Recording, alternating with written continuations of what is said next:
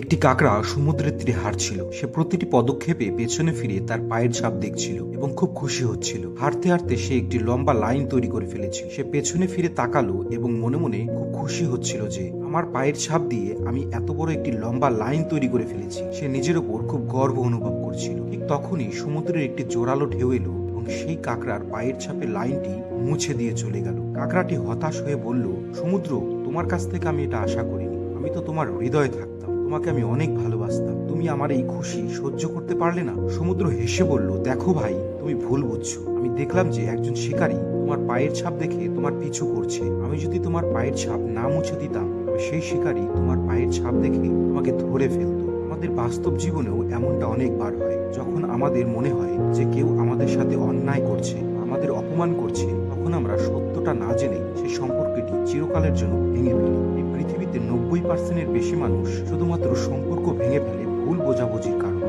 Moral of the story হলো, জীবনে অনেকবার এমন হয় যা ঘটে তা দেখা যায় না, আর যা দেখা যায় তা আসলে ঘটে না।